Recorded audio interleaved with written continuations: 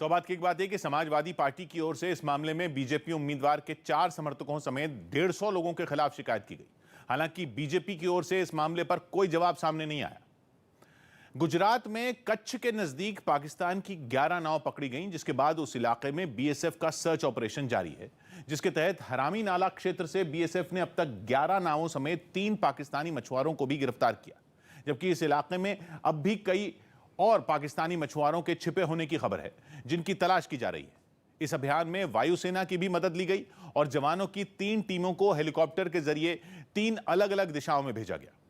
सुरक्षा बल को एक दिन पहले ही वहां बड़े पैमाने पर पाकिस्तानी नाव और मछुआरों की घुसपैठ की खबर मिली थी। सौबात की एक बात यह कि यह इलाका कच्छ के नजदीक भारत पाकिस्तान सीमा पर है, जहां गहरे पानी के अलावा 8 किलोमीटर लंबा खतरनाक दलदल भी है। करीब 300 वर्ग किलोमीटर में फैला यह क्षेत्र पूरी तरह से प्रतिबंधित है, यानी आम लोगों के वहां जाने या मछली पकड़ने पर पाबंदी है। बाहुबली डीपी यादव ने अपने बेटे को चुनावी मैदान में उतार दिया। उनके बेटे कुणाल यादव ने राष्ट्रीय परिवर्तन दल के टिकट पर यूपी के बदायूं जिले की सहसवां विधानसभा सीट से पर्चा भरा और उनके साथ पिता डीपी यादव और मां उर्मिलेश यादव ने भी उसी सीट से नामांकन दाखिल किया। ऐसा इसलिए ताकि कुणाल का नामांकन खारिज होने पर परिवार का ही कोई सदस्य इस सीट से चुनाव लड़ सके। हालांकि चुनाव आयोग ने कुणाल का नामांकन स्वीकार कर लिया, जिसके बाद दोनों ने अपना नामांकन वापस ले लिया। विदेश से पढ़कर लौटे कुणाल पहली बार राजनीति में हाथ आजमा रहे हैं, जिन्हें विधायक बनाने के लिए डीपी यादव जी तोड़ मेहनत कर रहे हैं। हम जनता का काम करते हैं और अब तक हमने ही काम किए हैं। यहाँ हमारे मुकाबले किसी का काम इस क्षेत्र में नहीं है। डीपी यादव के साथ कुणाल यादव भी अपने समर्थकों के साथ गांव-गांव जाकर लोगों से वोट देने की अपील कर रहे हैं। गरीबी बहुत ज्यादा है, पिछड़ा हुआ इलाका है, एजुकेशन नहीं है। यहाँ का अकेला डिग्री कॉलेज भी आजादी के बाद से हम नहीं दिया। कुछ महीने पहले ही बाहुबली डीपी यादव जेल से बाहर आए हैं और आते ही उन्होंने ये जताने की कोशिश शुरू कर दी कि उनका रुतबा अब भी इलाके में बरकरार है। सौबात की बात यह कि ये वही डीपी यादव हैं जिनके बेटे विकास यादव ने अपने चचेरे भाई विशाल यादव के साथ मिलकर 17 फरवरी 2002 को गाजियाबाद में नीतीश कटारा की हत्या कर दी थी। इस मामले में इलाहाबाद हाई कोर्ट ने दोनों को 30-30 साल कैद की सजा सुनाई थी। बाद में ये मामला सुप्रीम कोर्ट पहुंचा, जहां विकास यादव को 25 साल की सजा सुनाई गई थी। विकास पिछले 18 साल से जेल में बंद है और अब उसी का भाई कुणाल यादव सहसवां विधानसभा सीट से चुनावी मैदान में है। आईपीएल के लिए सुबह से खिलाड़ियों की नीलामी शुरू हो जाएगी। आईपीएल के लिए अगले 2 दिनों तक बेंगलुरु में खिलाड़ियों की नीलामी होगी। इसमें 590 खिलाड़ी शामिल होंगे, जिनमें 307 भारतीय हैं। इस बार आईपीएल में 10 टीमें हिस्सा लेंगी। गृह मंत्री अमित शाह ने यूपी के बरेली समेत कई इलाकों में चुनाव प्रचार किया। इस दौरान उन्होंने राज्य से माफिया राज और जातिवाद खत्म करने का दावा किया। योगी जी की सरकार चली है, मुझे बताओ उत्तर प्रदेश में दूरबीन लेकर भी माफिया दिखाई पड़ता है क्या? अमेरिका में महंगाई दर बढ़ने और वहां जल्द ब्याज दरें बढ़ाने की खबर का असर भारतीय शेयर बाजार पर भी दिखा। सेंसेक्स 773 अंक लुढ़ककर 58,153 पर बंद हुआ। साथ ही निफ्टी 231 अंक नीचे 17,375 पर खिसक गया। टीएमसी में एक व्यक्ति एक पद मुद्दे पर घमासान छिड़ गया। ऐसा तब हुआ जब ममता सरकार में मंत्री चंद्रिमा भट्टाचार्य के ट्विटर अकाउंट की प्रोफाइल पिक्चर पर 1 पर्सन 1 पोस्ट का समर्थन करती हुई तस्वीर दिखाई पड़ी। हालांकि बाद में उस प्रोफाइल पिक्चर को बदल दिया गया। साथ ही चंद्रिमा भट्टाचार्य ने 1 पर्सन 1 पोस्ट वाली प्रोफाइल पिक्चर लगाने से इनकार कर दिया। लेकिन इस मुद्दे पर बीजेपी ने टीएमसी को घेर लिया। बीजेपी नेता अमित मालवीय ने ट्वीट करते हुए इसे ममता बनर्जी की नंदीग्राम सीट पर हुई हार से जोड़ दिया और दावा किया कि अभिषेक बनर्जी अब ममता को ही चुनौती दे रहे हैं। विवाद बढ़ने के बाद सामने आए टीएमसी नेता फिरहाद हकीम ने एक व्यक्ति एक पद वाली पोस्ट को खारिज कर दिया। सोशल मीडियाয় যে ক্যাম্পেইনটা হচ্ছে 1 पर्सन 1 पोस्ट, এটা সর্বভারতীয় তৃণমূল কংগ্রেস অনুমোদন করেন। ब्रेकिंग न्यूज अमेरिका से। राष्ट्रपति जो बाइडेन ने एक अमेरिकी न्यूज चैनल को दिए इंटरव्यू में विश्व युद्ध छिड़ने की चेतावनी दी। बहुत बड़ी चेतावनी। बाइडेन ने खुलकर यह कहा है कि अगर रूस ने यूक्रेन पर हमला किया तो अमेरिका और रूस में जंग होगी और अगर ये 2 महाशक्तियां लड़ी तो वो विश्व युद्ध होगा। मतलब कि अब तक तो तीसरे विश्व युद्ध होने का डर ही जताया जा रहा था, लेकिन इस बार अमेरिका ने सीधे ही विश्व युद्ध छिड़ने का दावा कर दिया। यानी मामला बहुत ज्यादा गर्मा गया है। वहीं रूस ने पड़ोसी बेलारूस के साथ अपनी मिलिट्री ड्रिल भी शुरू कर दी है। आनंद तिवारी हमारे साथ जुड़ रहे हैं। आनंद, क्या पता चल रहा है? और जी किशोर, यूक्रेन के मुद्दे पर अमेरिका ने विश्व युद्ध की चेतावनी दे दी है, तो वहीं रूस की सेना ने बेलारूस में अपना युद्ध अभ्यास शुरू कर दिया है। अमेरिका के अलावा नाटो ने भी इसको लेकर चेतावनी जारी की है।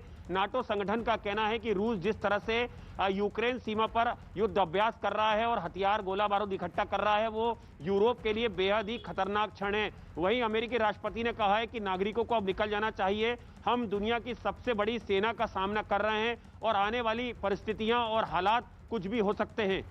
दुनिया में बहुत बड़ी तबाही की आशंका यानी कि गहरा गई है। इस बार खुद अमेरिका के राष्ट्रपति जो बाइडेन ने वो दो शब्द कह दिए जिनकी आहट भर से ही इस वक्त पूरी दुनिया सहमी हुई है। दो खतरनाक शब्द, विश्व युद्ध।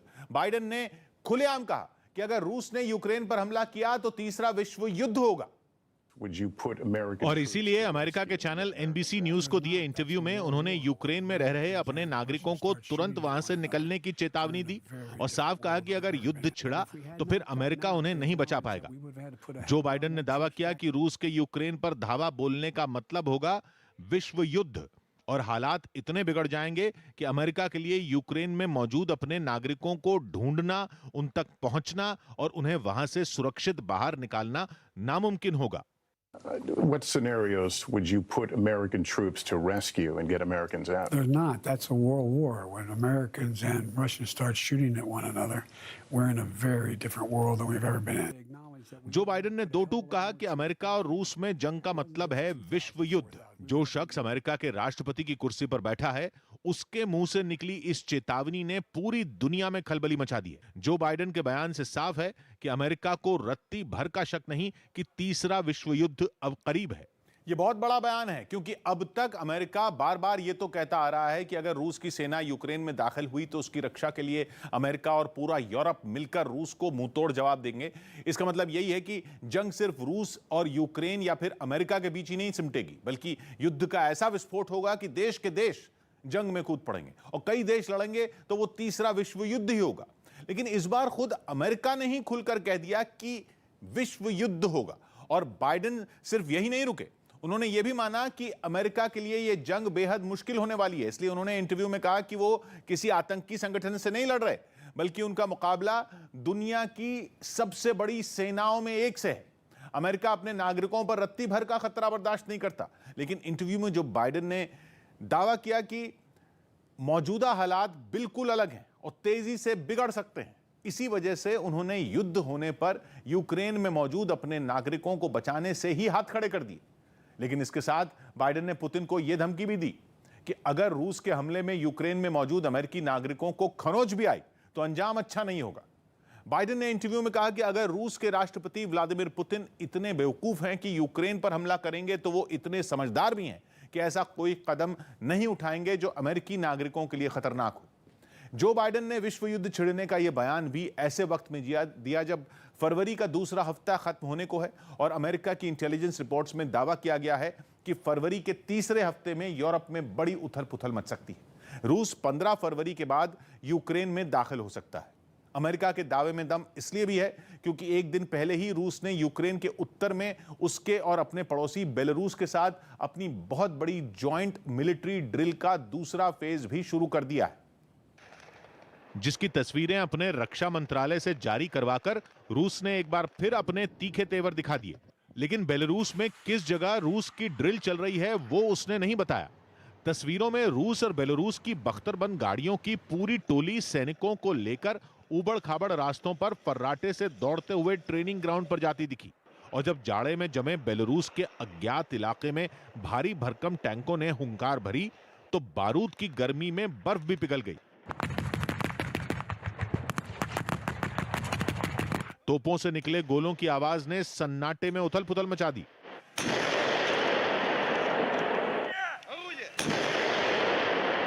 बेलारूस के साथ ड्रिल में रूस ने अपने हथियारों का पूरा जखीरा उतार दिया है। रूस अपने ऐसे शक्ति प्रदर्शन में लगा है कि खराब मौसम भी उसके प्लान पर पानी नहीं फेर पाया। भारी बर्फबारी के बीच भी रॉकेट लॉन्चर मैदान में जुटे नजर आए और मिसाइल डिफेंस सिस्टम की एंट्री होने पर तो ऐसा लगा मानो जंग पर बनी किसी फिल्म का सीन शुरू हो गया। ये तो सिर्फ जमीन पर दम दिखाने की बात थी। आसमान में भी फाइटर जेट उड़ाकर रूस की वायुसेना ने अपनी ताकत की नुमाइश की। मतलब व्लादिमीर पुतिन अपने हथियार गिराने के मूड में नहीं दिख रहे, यूक्रेन उनके लिए नाक का ऐसा सवाल बन गया है कि उसके लिए वो किसी भी हद तक जाने को तैयार हैं, कोई भी कीमत चुकाने को तैयार हैं, कीमत भी ऐसी कि फिर चाहे परमाणु युद्ध ही क्यों न छिड़ जाए। ये बात वो खुद कह चुके हैं। इसी सोमवार को 7 फरवरी को फ्रांस के राष्ट्रपति इमैनुअल मैक्रों यूक्रेन विवाद सुलझाने के लिए पुतिन से मिलने मॉस्को पहुंचे थे, लेकिन मैक्रों के साथ हुई प्रेस कॉन्फ्रेंस में पुतिन ने मीडिया के सामने अपनी परमाणु ताकत का जिक्र छेड़ दिया। उन्होंने कहा कि अगर यूक्रेन नाटो का सदस्य बना और उसके दक्षिणी इलाके क्राइमिया से रूस का कब्जा हटाने की कोशिश हुई तो रूस जवाब देगा और नाटो के सभी देश रूस से जंग में उलझ जाएंगे। उन्होंने चेतावनी दी कि बेशक नाटो और रूस की ताकत का कोई मुकाबला नहीं है, लेकिन रूस परमाणु हथियारों के मामले में दुनिया के टॉप देशों में है। मतलब पुतिन ने बिना कहे ही परमाणु युद्ध की चेतावनी दे दी। इतना ही नहीं, इस मुलाकात के बाद फ्रांस ने दावा किया कि पुतिन ने उसे भरोसा दिया है कि वो यूक्रेन के विवाद को नहीं बढ़ाएंगे, लेकिन बाद में रूस ने बयान जारी किया कि पुतिन ने ऐसी कोई भी गारंटी नहीं दी है। और फिर 2 दिन पहले रूस ने परमाणु बम बरसाने वाले अपने 2 Tu-22 M3 विमानों की बेलारूस में पेट्रोलिंग करने के लिए उनको भेज दिया। पिछले हफ्ते भी उसके इस विमान ने बेलारूस में गश्त लगाई थी। मतलब रूस दुनिया में बना आज तक का सबसे खतरनाक हथियार परमाणु बम भी झोंकने को तैयार है, और अगर परमाणु बम ही दाग दिए गए तो फिर तो खेल ही खत्म है। पिछले हफ्ते ही रूस के S-400 anti aircraft missile system Belarus पहुंचे थे। वो मिसाइल सिस्टम जिनसे अमेरिका को चिढ़ है। S-400 मिसाइल सिस्टम जमीन पर खड़े खड़े 400 किलोमीटर की दूरी तक आसमान में उड़ते हवाई जहाज, ड्रोन, क्रूज मिसाइल और बैलिस्टिक मिसाइल को ढेर कर सकता है। और तो और रूस ने अपने 12 Su-35 जैसे फाइटर जेट भी बेलारूस में तैनात किए हुए हैं। नाटो और अमेरिका का दावा है कि बेलारूस के साथ युद्ध अभ्यास करने के लिए रूस ने अपने करीब 30,000 सैनिक वहां भेजे हुए हैं, जो कि कोल्ड वॉर खत्म होने के बाद बेलारूस में रूस की सेना की सबसे बड़ी तैनाती है। अब बेलारूस में रूस की अपनी सेना का इतना तगड़ा इंतजाम करने का मतलब अमेरिका और रक्षा विशेषज्ञों को एक ही समझ आ रहा है कि रूस यूक्रेन पर बेलारूस से भी हमला करने की तैयारी में है, क्योंकि यूक्रेन की राजधानी कीव बेलारूस के बॉर्डर से ज्यादा दूर नहीं है, फासला 90 किलोमीटर के आसपास ही है। अब अगर रूस बेलारूस के बॉर्डर से रॉकेट दाग दे तो वो राजधानी कीव के पास कहर मचा देंगे और यूक्रेन में घुसे बिना ही रूस खेल बिगाड़ देगा। मतलब साफ है कि रूस यूक्रेन के पूर्व, उत्तर और दक्षिण 3 दिशाओं से जबरदस्त घेरेबंदी में लगा है। वो खुद यूक्रेन के पूर्व में है, वहां उसने अपने 1 लाख से ज्यादा सैनिक तो खड़े किए हुए हैं। 2014 में उसने यूक्रेन के क्राइमिया इलाके पर भी कब्जा कर लिया, जहां आज रूस की ही सेना तैनात है। और अब बेलारूस के जरिए रूस यूक्रेन को उसके उत्तर में भी घेरने की रणनीति को जमीन पर उतार रहा है, जिसका जवाब देने के लिए यूक्रेन ने भी बाजुएं चढ़ाई हुई हैं। रूस बेलारूस के साथ मिलिट्री ड्रिल करने में लगा है, तो यूक्रेन ने अपने उत्तर पश्चिम में बेलारूस के बॉर्डर के पास ही रूस के हमले से निपटने की प्रैक्टिस शुरू कर दी। जिसकी सामने आई तस्वीरों में यूक्रेन की सेना के जवान एक हेलीकॉप्टर में सवार होकर सीमा के पास एक सुनसान इलाके में ट्रेनिंग के लिए निकल पड़े। जब मंजिल आई तो हेलीकॉप्टर ने जमीन पर लैंडिंग नहीं की, बल्कि सैनिक कई फीट की ऊंचाई से रस्सी से नीचे उतरे और सामने एक इमारत को घेर लिया। अपने सामने रूस जैसे दुश्मन की सेना की तैनाती मानकर यूक्रेन के जवानों ने दनादन गोलियां बरसानी शुरू कर दी। बर्फ से जमी जमीन और 0 डिग्री सेल्सियस के करीब तापमान में लड़ते लड़ते फौजियों की सांसें फूल गईं, लेकिन उन्होंने दम तभी लिया जब सामने दुश्मन ढेर हो गए। वहीं अपने पूर्वी दोनेत्स्क इलाके में तो यूक्रेन के टैंकों ने कीचड़ से भरे रास्तों में भी बारूद बरसाने का अभ्यास किया। दोनेत्स्क में युद्ध अभ्यास काफी अहम है, क्योंकि ये वो इलाका है जहां 2014 से रूस के समर्थन वाले विद्रोही यूक्रेन की सरकार से जंग छेड़े हुए हैं। सौभाग्य की बात यह कि यूक्रेन 30 साल पहले तक सोवियत संघ का हिस्सा था, जिसे रूस किसी भी कीमत पर नाटो में शामिल होकर अमेरिका के खेमे में नहीं जाने देना चाहता। इसलिए रूस अमेरिका से यह गारंटी मांग रहा है कि वो यूक्रेन को कभी भी नाटो का हिस्सा न बनने दे। लेकिन अमेरिका रूस की इस मांग को यह कहकर ठुकरा चुका है कि यूक्रेन का नाटो से जुड़ना या न जुड़ना उसका खुद का फैसला है, जिसमें वो दखल नहीं दे सकता। कार से कुचलने के आरोप में फरार पूर्व IAS अधिकारी और उनके बेटे को दिल्ली पुलिस ने हरियाणा के गुरुग्राम से गिरफ्तार कर लिया। उन दोनों पर 8 फरवरी को दिल्ली के ग्रेटर कैलाश में एक आदमी को कार से घसीटने का आरोप लगा था। जिसके बाद से ही रिटायर्ड आईएएस अधिकारी पी सुंदरम और उनके बेटे की तलाश जारी थी, जिन्हें पुलिस ने दिल्ली के पास हरियाणा के गुरुग्राम से गिरफ्तार कर लिया। दोनों लोग पुलिस से बचने के लिए एक 5 स्टार होटल में छिपे हुए थे, जहां पुलिस ने दबिश देकर उन्हें गिरफ्त में ले लिया। उनकी गिरफ्तारी एक सीसीटीवी वीडियो के आधार पर हुई, जिसमें रिटायर्ड आईएएस अधिकारी की कार दिखाई दी और उन पर करीब 400 मीटर तक एक आदमी को बोनट पर खदेड़ने का आरोप लगा। एक दूसरे वीडियो में वो आदमी कार के किनारे सड़क पर गिरा दिखाई दिया, जिसके बाद उसकी मदद करने के बजाय वो दोनों लोग तेज रफ्तार से वहां से फरार हो गए। सौबात की एक बात है कि हिट एंड रन की यह वारदात दिल्ली के ग्रेटर कैलाश इलाके की बताई गई, जिसका आरोप पूर्व आईएएस अधिकारी पी सुंदरम पर लगा। इसकी वजह से वो अपने बेटे समेत करीब 3 दिन से फरार थे, जिन्हें दिल्ली पुलिस ने गुरुग्राम के एक 5 स्टार होटल से गिरफ्तार कर लिया। आतंकी हमले में एक जवान शहीद हो गया। यह हमला जम्मू कश्मीर के बांदीपुरा में उस वक्त हुआ जब सुरक्षा बल की एक टीम वहां गश्त कर रही थी। तभी आतंकियों ने उन पर ग्रेनेड से हमला कर दिया, जिसकी खबर मिलते ही सुरक्षा बल ने पूरे इलाके को घेर लिया और वहां सर्च ऑपरेशन शुरू कर दिया। सीआरपीएफ और पुलिस की एक नाका पार्टी पे फायरिंग की है, ग्रेनेड भी फेंके हैं। बताया गया कि आतंकियों ने तब हमला किया जब सीआरपीएफ और जम्मू कश्मीर पुलिस के जवान उस इलाके में गश्त कर रहे थे, और जैसे ही वो नावरीपुरा इलाके में पहुंचे, उन पर ग्रेनेड से हमला किया गया। आतंकियों के हमले में 4 जवान घायल भी हो गए, जिन्हें अस्पताल में भर्ती कराया गया। सौबात की एक बात है कि जम्मू कश्मीर में सुरक्षा बल के लगातार प्रहार से आतंकी बौखलाए हुए हैं, इसीलिए वो अब छिपकर वार कर रहे हैं, क्योंकि जनवरी के महीने में ही सुरक्षा बल और आतंकियों के बीच 11 बार मुठभेड़ हुई, जिसमें 9 पाकिस्तानी आतंकियों समेत 21 आतंकियों को ढेर कर दिया गया था। कांग्रेस ने राज बब्बर को स्टार प्रचारक नहीं बनाया। कांग्रेस ने यूपी विधानसभा चुनाव में 5वें चरण के लिए अपने स्टार प्रचारकों की सूची जारी कर दी। इसमें राज बब्बर और गुलाम नबी आजाद को जगह नहीं दी गई। औद्योगिक उत्पादन की बढ़त दर दिसंबर में घटकर 0.4% रही। इससे पहले नवंबर में ये 1.3% दर्ज की गई थी। केंद्रीय कृषि मंत्री नरेंद्र सिंह तोमर ने साफ किया कि वापस लिए गए कृषि कानून भविष्य में फिर नहीं लाए जाएंगे। कृषि मंत्री नरेंद्र सिंह तोमर ने संसद को बताया कि साल 2020-21 में कोरोना संकट के बावजूद कृषि निर्यात 22.8% बढ़ा। परेश रावल की गुजराती फिल्म डियर फादर का ट्रेलर रिलीज कर दिया गया। ये फिल्म 4 मार्च को रिलीज होगी। हमारा बेबी अभी तक घर पे आया नहीं है। बेबी अंकल, आप एक काम कीजिए, उसके मोबाइल पे फोन कीजिए। ये आइडिया मेरे को तो आया ही नहीं था। बेबी यूपी के सीएम योगी आदित्यनाथ ने एक बड़ा रोड शो किया। दूसरे चरण में बरेली जिले की 9 सीटों पर वोट डाले जाने हैं। चुनाव प्रचार करने बरेली पहुंचे योगी आदित्यनाथ के रोड शो में लोगों की भारी भीड़ जमा हुई, जिसे संभालना पुलिस के लिए भी मुश्किल हो गया। बरेली की सड़कें खचाखच भर गईं। लोगों की भारी भीड़ हाथों में बीजेपी के झंडे लेकर चलती रही। इस दौरान लगातार बीजेपी के समर्थन में नारे गूंजते रहे। बाजार भी मुख्यमंत्री के स्वागत में सफेद और भगवा गुब्बारों से सजाया गया था। दुकानदार भी सीएम के स्वागत में फूल बरसाने लगे। मुख्यमंत्री योगी आदित्यनाथ एक रथ पर सवार हुए, जिस पर उनके साथ बरेली और बरेली कैंट से बीजेपी के उम्मीदवार भी मौजूद रहे। योगी आदित्यनाथ लगातार विक्ट्री साइन बनाकर लोगों को दिखाते रहे। जिन गलियों से रोड शो गुजरा, वहां छतों पर भी लोगों की भीड़ जुटी रही। ठंड में छतों पर जमा हुए लोग मोबाइल फोन से वीडियो रिकॉर्ड करते रहे। और लोगों की इस भीड़ को देखकर योगी आदित्यनाथ ने दावा किया कि बीजेपी इस बार जीत का नया रिकॉर्ड बनाने वाली है। राष्ट्रवाद, सुरक्षा और सुशासन के मुद्दे पर भारतीय जनता पार्टी जनता जनार्दन की अदालत में है। विकास और बुलडोजर साथ साथ चलेंगे। सज्जनों के लिए विकास है और माफियाओं के लिए बुलडोजर भी है।